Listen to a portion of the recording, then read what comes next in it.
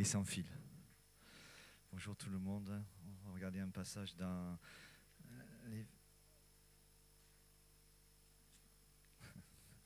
l'épître de Paul aux Romains, au chapitre 15.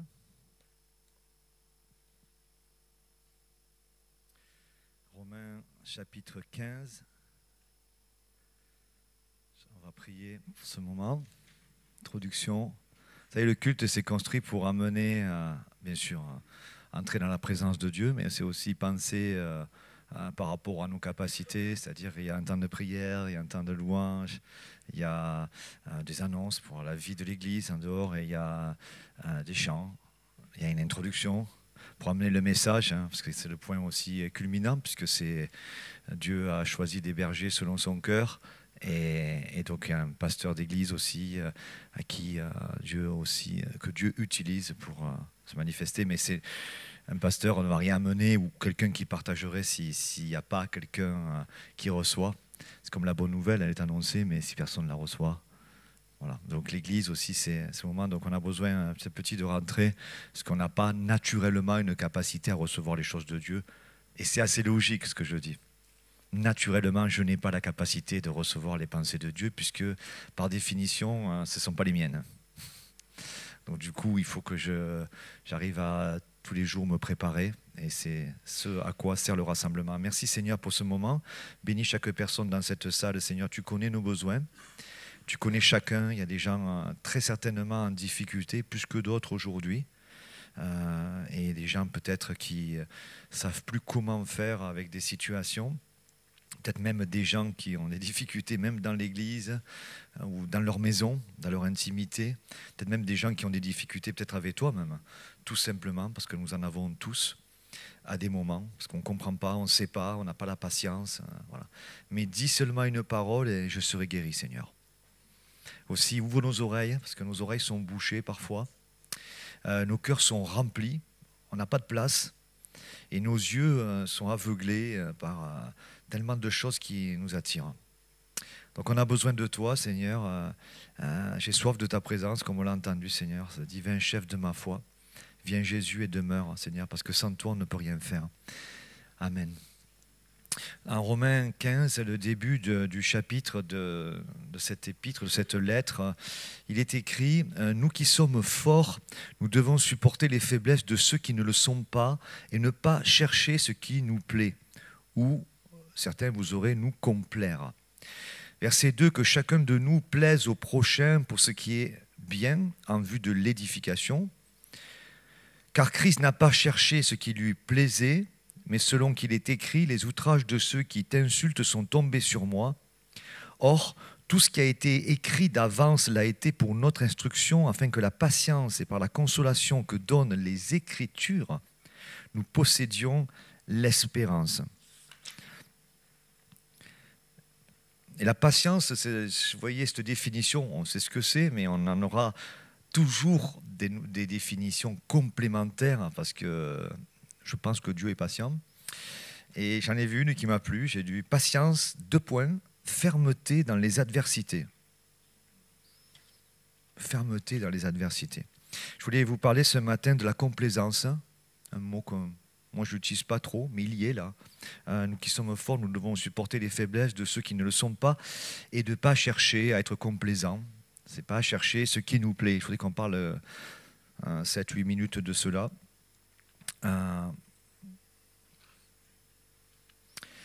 J'ai lu un passage là sur une définition. C'est pas biblique, mais c'est assez intéressant. Il existe 2 principaux types de complaisance. Alors, pour vous donner déjà, pour ceux qui le mot l'ont pas trop, complaisance, c'est se contenter de ce qu'on pense en fait, ou se contenter de ce que quelqu'un d'autre pense. Voilà, vous voyez, c'est pas très édifiant en général. Hein, quand on dit complaisance, c'est-à-dire un peu, oh, allez, ok, c'est bon. Voilà, mais c'est un peu ça. Donc, c'est ce qu'on voit dans ce passage. Nous qui sommes forts, nous devons supporter les faiblesses de ceux qui ne le sont pas et de ne pas chercher ce qui nous plaît. C'est-à-dire que voilà, c'est pas un truc qui va être plaisant en moi, la complaisance. Ou voilà, toi tu l'as dit, bon bah c'est bon. Et là, je vous lis ce que j'ai trouvé, je trouvais ça intéressant, c'est une étude sur la complaisance. Il existe deux principaux types de complaisance. D'abord, celle qui est la complaisance motivée par le succès, tout marche, hein, et la complaisance motivée par le manque de réussite, l'opposé. Parfois, donc la première, hein, notre succès actuel, c'est-à-dire ça fonctionne, et pensez spirituellement, hein, ça marche bien en ce moment. Parfois, notre succès actuel nous empêche de reconnaître que nous ne grandissons plus. Avec une genre de définition, bon, tant que c'est pas cassé, tant que ça marche, je n'ai pas besoin de réparer, je n'ai pas besoin de penser plus loin. Mais si nous ne grandissons plus, notre vision de l'avenir commence à devenir un peu floue. Parfois, notre succès actuel nous empêche tout simplement de reconnaître que nous ne grandissons plus. Donc ça fonctionne. Alors on le décale spirituellement, hein. En ce moment, ça va. Je prie, je suis en paix, je lis, enfin voilà. D'autres fois, l'autre style de complaisance, un manque de succès ou de reconnaissance, hein, sur une période de temps peut éventuellement nous décourager de chercher à nous améliorer. Et là, c'est plutôt du style peut-être que je vais juste arrêter d'essayer, peut-être que j'arrêterai de parler lors des réunions, hein, ici, là. Peut-être que là où j'en suis n'est pas si mal du tout et je me contente. Dans les deux cas, dit cette étude, la complaisance a tendance à nous immobiliser, nous empêchant de nous épanouir tant sur le plan personnel que professionnel, je rajouterai spirituel, hein. La première étape pour vaincre la complaisance, c'est de reconnaître qu'elle existe. De reconnaître que nous sommes peut-être... on peut vite se satisfaire de nous-mêmes, on peut vite faire redevenir naturel, tout en étant toujours très gentil, hein, et poli. Donc la première chose, et pour la reconnaître, il faut la définir. Là, toujours sur la définition trouvée dans des études, hein. Qu'est-ce que la complaisance? Dans le dictionnaire, les mots qui marquent le plus, c'est satisfaction non critique. C'est ce qui ressort le plus. En d'autres termes, vous n'êtes plus concerné ou ne regardez plus d'un œil critique vos efforts. Bon, on va laisser pour le... bibliquement, on retrouve, hein, c'est trouver la satisfaction en soi-même. Par rapport à ce que tu dis, c'est bon, je trouve, je ne veux pas avoir plus à réfléchir. Et maintenant, regardons un peu plus, creusons bibliquement. Déjà, quand je regardais le verset 1, il y a quelque chose qui me dérange, et vous allez comprendre. Nous qui sommes forts, nous devons supporter les faiblesses de ceux qui ne le sont pas et ne pas chercher ce qui nous plaît. Il y a un non-sens dans ce passage parce qu'en général, dans la Bible, ceux qui sont appelés forts sont des faibles. Donc là, moi, si je traduis dans ce que je comprends de la part de Dieu, il y a écrit « nous qui sommes forts », nous devons supporter les faiblesses de ceux qui ne le sont pas. Donc je traduis, nous qui sommes faibles. Parce que pour être fort, il faut que je sois faible. C'est perturbant, hein? Donc c'est-à-dire que moi qui comprends que jamais je pourrais faire autre chose chez les autres, puisqu'en fait, je vais reconnaître ma faiblesse quand Dieu va nous dire ma puissance s'accomplit dans ta faiblesse, et alors je deviens fort. Donc je peux comprendre, moi, le verset, pour moi, je le comprends comme ça. Si je veux aider, si je veux... En fait, c'est en étant faible. Et je pourrais même pousser le verset, parce que des fois, j'ai affaire à des gens faibles qui, eux, se croient forts. C'est peut-être pour ça qu'ils sont faibles, parce qu'ils sont forts. Vous voyez ? Et la complaisance, elle va chercher là-dedans quelque chose, parce que la suite nous le dit, que chacun de nous plaise au prochain pour ce qui est bien en vue de l'édification. Et juste avant, il y avait, on ne doit pas chercher ce qui nous plaît. Et la complaisance, c'est trouver quelque chose, quelque part, en moi ou en toi, qui me plaît, de manière à ce que ça puisse s'arrêter là et que je me fiche la paix tout seul. Voyez ? Et la complaisance, c'est ça. Et nous, bibliquement, ça va plus loin. Je ne cherche pas à être tranquille par rapport à quelque chose qui me complaît, je me complais dans quelque chose. Oh, c'est bon, ça va. Ou bon, de toute façon, ah ben oui, ce que tu dis, toi, c'est bien, c'est ça. Mais en fait, je ne cherche pas à trouver quelque chose de plaisant en moi ou en toi ou en quelqu'un d'autre. Je cherche quelque chose qui est plaisant à Dieu.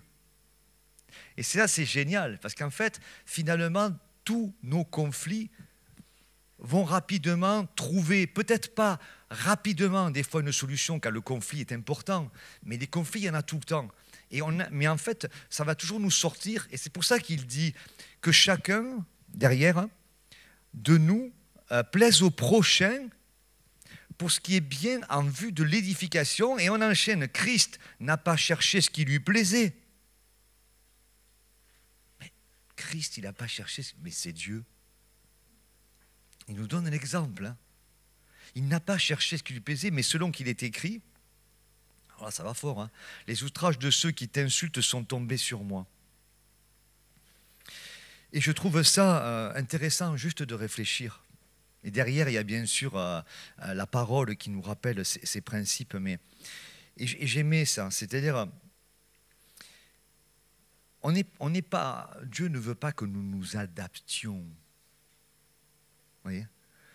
Et l'être humain, on est comme ça, c'est-à-dire que facilement, la situation est un peu complexe. Je cherche un endroit où ça pourrait s'arrêter, où ça pourrait finir, où je pourrais avoir la paix. Mais en fait, cet endroit-là ne se trouve qu'en Christ. Ne se trouve qu'en Christ. Et en plus, ça amènera une construction. C'est totalement quelque chose qui est à l'opposé de notre pensée. C'est-à-dire que pour être fort, il faut que je sois faible. Étant faible, Dieu va devenir fort et il va me permettre de faire ce qui ne me plaît pas. Je vais t'amuser à écrire le verset complètement à l'envers. Nous qui sommes faibles, c'est pas biblique, hein, mais ça marche. Nous qui sommes faibles spirituellement, c'est-à-dire je marche avec Dieu. Nous qui sommes faibles, nous devons supporter les faiblesses de ceux qui, par moments, sont forts et faire ce qui ne nous plaît pas.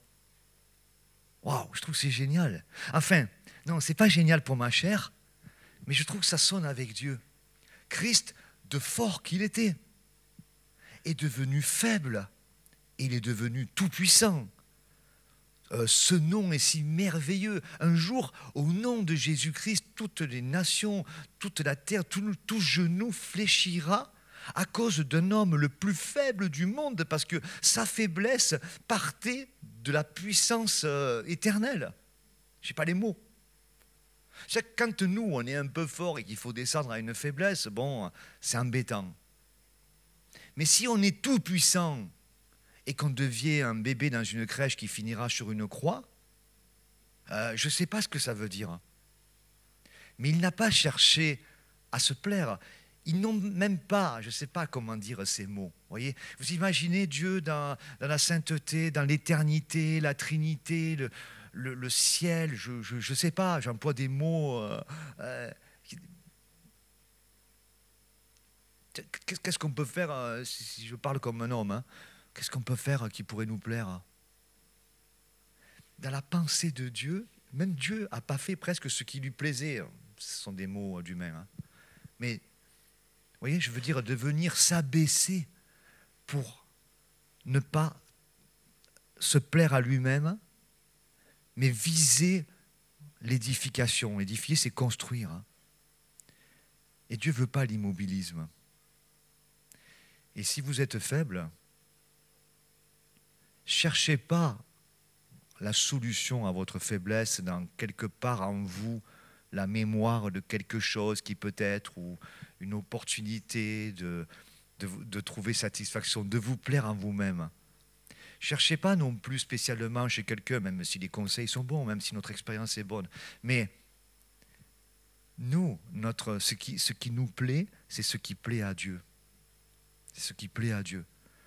Donc ne nous étonnons pas que régulièrement nous soyons poussés par quelque chose, quelqu'un qui nous demande de faire des choses qui ne nous plaisent pas. Oui, mais elles plaisent à quelqu'un d'autre. Et à qui plaisent-ils? Plaisent-elles? Ça plaît à notre Seigneur. Jésus-Christ a plu à son Père quand il était sur la terre. Il n'a pas fait ce qui lui plaisait. Il a visé l'édification des autres, la construction, la possibilité aux autres de réaliser que l'être le plus puissant, le plus élevé, le plus fort, le plus, je manque de mots, n'a pas cherché à plaire, mais Les outrages de ceux qui t'insultent sont tombés sur moi, sur lui. Sur lui. Et ça ne... Est-ce que vous pensez qu'au ciel, le Père était là à dire « Ah, c'est trop bien hein. ». Non, c'était de la souffrance, c'était de la difficulté. Mais c'était pour vous, c'était pour moi. Amen.